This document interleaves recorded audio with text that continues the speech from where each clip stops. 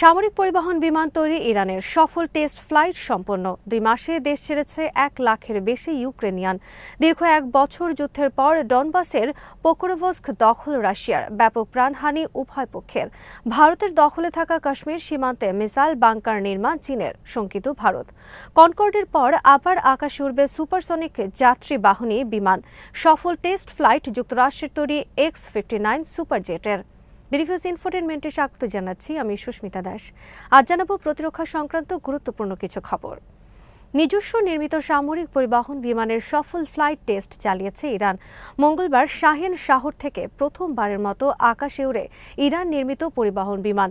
সামরিক এবং বেসামরিক উভয় কাজে ইরান ব্যবহার করতে পারবে এই বিমান। বিমানটির নাম সিমরক। নতুন এই পরিবহন বিমানের সফল ফ্লাইট টেস্ট ইরানের এভিয়েশন ইতিহাসের নতুন মাত্রা যোগ করেছে। বিমানটির ইঞ্জিনও তৈরি করেছে ইরান। বিমানটি বর্তমানে 6 টন ওজনের পণ্য নিয়ে 4000 কিলোমিটার পথ পাড়ি দিতে সক্ষম। এ ধরনের সামরিক পরিবহন বিমানকে ইরান দ্রুত বোমারু বিমানে রূপান্তরে সক্ষম হবে। টানা 15 বছর ধরে চেষ্টার পর ইরান বিমানটি নির্মাণ এবং আকাশে উড়াতে সক্ষম হলো। ইরান 140টি এ ধরনের বিমান তৈরির পরিকল্পনা করেছে। জাতিসংঘ, যুক্তরাষ্ট্র সহ পশ্চিমাদের নিষেধাজ্ঞার কারণে ইরান সামরিক ও বেসামরিক কোনো যুদ্ধ বিমানে বিদেশ থেকে কিনতে বা নিজেরা তৈরি করতে পারেনি দীর্ঘকাল। তবে সম্প্রতি জাতিসংঘ এই নিষেধাজ্ঞা প্রত্যাহার করে নেয়, কিন্তু তারপরও অনেক দেশ ইরানের কাছে শক্তিশালী যুদ্ধ বিমান বিক্রিতে রাজি নয়। নিষেধাজ্ঞার কারণে ইরান নিজেই নিজেদের সমরাস্ত্র নির্মাণের পরিকল্পনা করে।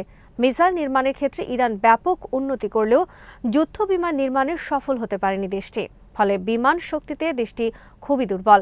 সামরিক বা বেসামরিক বিমান তৈরির ক্ষেত্রে বর্তমানে যুক্তরাষ্ট্র সহ প্রায় সব দেশই বিভিন্ন উপাদানের জন্য অন্য দেশের উপর নির্ভরশীল। যেমন যুক্তরাষ্ট্র বিমানের উদ্ভাবক হলেও সামরিক ও বেসামরিক বিমান, মিসাইল সহ অনেক কিছু তৈরিতে দেশটি নির্ভরশীল চীনের রেয়ার আর্থ সহ অনেক কিছুর ওপর। আবার চীনও ইঞ্জিন সহ অনেক কিছু তৈরির ক্ষেত্রে নির্ভরশীল রাশিয়ার উপর। এভাবে এক দেশ অন্যের উপর নির্ভরশীল। নিষেধাজ্ঞার কারণে ইরান বিমান তৈরির অনেক সরঞ্জাম আমদানি করতে পারেনি বিদেশ থেকে। সে কারণে ইরান সফল হয়নি বিমান শক্তির উন্নয়নে। তবে এবার সব বাধা পেরিয়ে দেশটি নিজেরাই তৈরি করেছে বিমান ও তার ইঞ্জিন। সুপারসনিক যাত্রীবাহী বিমানের সফল পরীক্ষা চালিয়েছে যুক্তরাষ্ট্র। 28 অক্টোবর ক্যালিফোর্নিয়ার পামডেল থেকে প্রথমবারের মতো আকাশে ওড়ে X-59 নামক সুপারসনিক জেট। যুক্তরাষ্ট্রের ভার্জন অনলাইনে লেখা হয়েছে, সম্ভবত অনেক বছরের মধ্যে সবচেয়ে সুন্দর বিমান আকাশে উড়ল। সুপারসনিক এ বিমান 3 দশকের মাথায় আবার যাত্রীবাহী বিমান পরিবহনের ক্ষেত্রে নতুন যাত্রা যোগ করবে। বিমানটি নির্মাণ করেছে যুক্তরাষ্ট্রের ও বিশ্বের শীর্ষ সমরাস্ত্র নির্মাতা প্রতিষ্ঠান লকহিড মার্টিন। 2016 সাল থেকে যুক্তরাষ্ট্র এ বিমান নির্মাণ কার্যক্রম শুরু করেছে। প্রথমে 2020, তারপর 2023 এবং 2024 সালে এই বিমানের টেস্ট ফ্লাইটের তারিখ নির্ধারণ করা হলেও শেষ পর্যন্ত এটি সম্ভব হলো চলতি বছরের শেষের দিকে এসে। আর আগে অনেকবার বিশ্ব গণমাধ্যমে এসেছে আলোচিত এই সুপারসনিক যাত্রীবাহী বিমান নির্মাণের খবর। বিমানটি বর্তমানে পাঠানো হবে নাসা ফ্লাইট রিসার্চ সেন্টারে। সেখানে তারা নিয়মিত এর ফ্লাইট টেস্ট করবে এবং এর গতি ম্যাক 1.4 উন্নীত করবে। এর অনুযায়ী ঘন্টায় এর গতি হবে 925 মাইল বা শব্দের তুলনায় 1.4 গুণ বেশি। 55,000 ফিট উচ্চতায় আরোহণ করতে সক্ষম হবে এটি।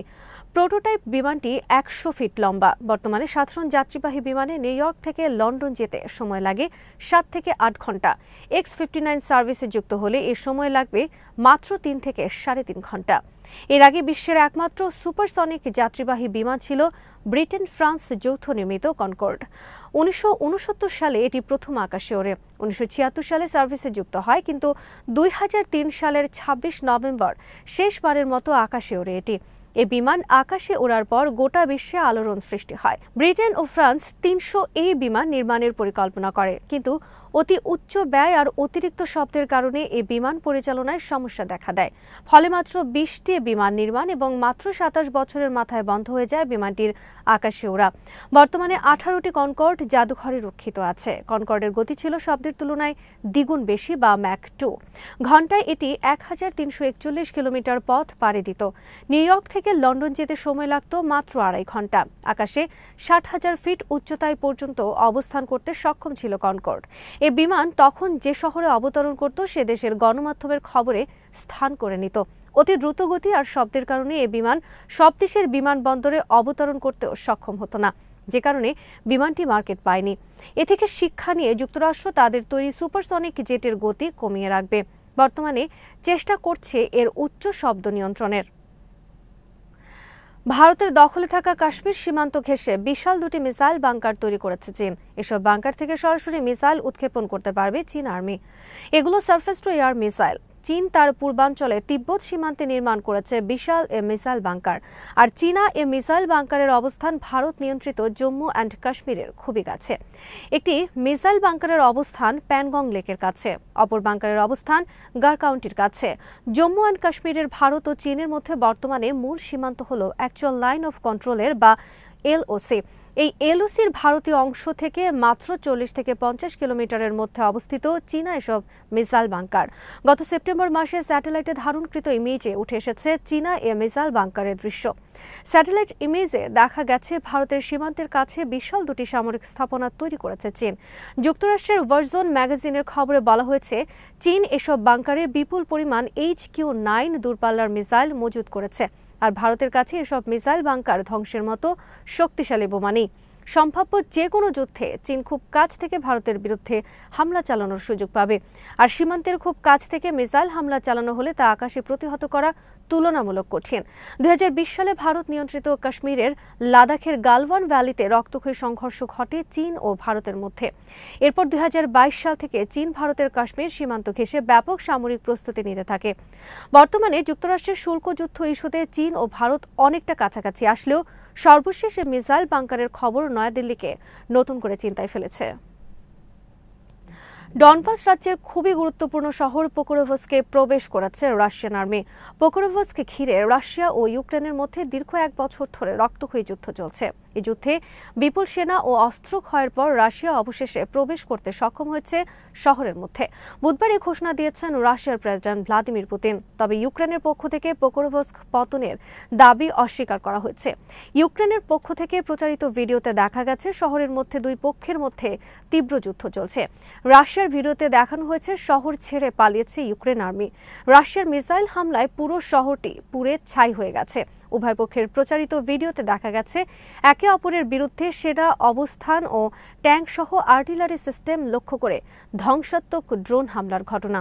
পোকরোভস্ক একটি গুরুত্বপূর্ণ রেল ও সড়ক নেটওয়ার্কের কেন্দ্রস্থল। এ শহর দখলে নিতে না পারার কারণে রাশিয়া পুরো ডোনেস্কের দখল নিতে পারছিল না। আর ইউক্রেনও মরিয়া হয়ে চেষ্টা করে শহরটির দখল ধরে রাখার জন্য। অবশেষে 1 বছরের যুদ্ধ শেষে পতন হলো শহরটির। 2 মাসেরও কম সময়ে ইউক্রেন ছেড়ে পালিয়েছে 1 লাখের বেশি ইউক্রেনিয়ান তরুণ যুবক। বাধ্যতামূলক যুদ্ধ এড়াতে তারা দেশ ছেড়ে পালিয়েছে ইউরোপের বিভিন্ন দেশে। তাদের বয়স 18 থেকে 22 বছরের মধ্যে। পোল্যান্ড সীমান্ত হয়ে তারা দেশ ছেড়েছে। এ খবর প্রকাশ করেছে ব্রিটেনের টেলিগ্রাফ সহ আরও বিভিন্ন সংবাদ মাধ্যম। 2022 সালের ফেব্রুয়ারি মাসে ইউক্রেন যুদ্ধ শুরুর পর ইউক্রেন সরকার দেশটির নাগরিকদের দেশ ত্যাগের উপর নিষেধাজ্ঞা আরোপ করে। কিন্তু তারপরও 1 কোটির বেশি ইউক্রেনিয়ান দেশ ছেড়ে পালায়। অপরদিকে যেসব যুবক যুবতী দেশে থেকে যান তারাও পালিয়ে থাকেন বাধ্যতামূলকভাবে যুদ্ধে যোগদান এড়াতে। মানুষের অভাবে দেশটিতে অচল হয়ে পড়ে কৃষি উৎপাদন, শিল্প কারখানা সহ অনেক কিছু। শেষ পর্যন্ত বাধ্য হয়ে গত অগাস্ট মাসে ইউক্রেন সরকার দেশ ত্যাগের উপর নিষেধাজ্ঞা শিথিল করে। একই সাথে সরকারের পক্ষ থেকে আহ্বান জানানো হয়, যারা দেশ ত্যাগ করেছে তারা যদি দেশে ফিরে আসে তাহলে তাদের বিরুদ্ধে কোনো ধরনের শাস্তিমূলক ব্যবস্থা নেওয়া হবে না। কিন্তু নিষেধাজ্ঞা তুলে নেওয়ার পর ইউক্রেনিয়ানদের মধ্যে দেশ ছাড়ার হিড়িক পড়েছে। সরকারের আহ্বানের সাড়া দিয়ে দেশে ফিরে আসছে না কেউ। মানুষের অভাবে বর্তমানে ইউক্রেনের বিভিন্ন অঞ্চল জঙ্গলে পরিণত হয়েছে। পরিত্যক্ত পড়ে আছে মাইলের পর মাইল উর্বর কৃষি জমি। যুদ্ধ শুরুর আগে দেশটিতে জনসংখ্যা ছিল 4 কোটি 20 লাখ। বর্তমানে দেশটির জনসংখ্যা 3 কোটি 28 লাখ। দেশটির আয়তন 6 লাখ 3 হাজার বর্গ কিলোমিটার। তবে এর মধ্যে 10 ভাগের 1 ভাগ বর্তমানে রাশিয়ার দখলে। আজ এখানেই শেষ করছি। সমরাস্ত্র, প্রতিরক্ষা ও কূটনীতির নানা তথ্য জানতে চোখ রাখুন বিডিভিউজ ইনফোটেনমেন্টে। চ্যানেলটি ভালো লাগলে সাবস্ক্রাইব করুন। সংযুক্ত থাকুন আমাদের ফেসবুক পেজে।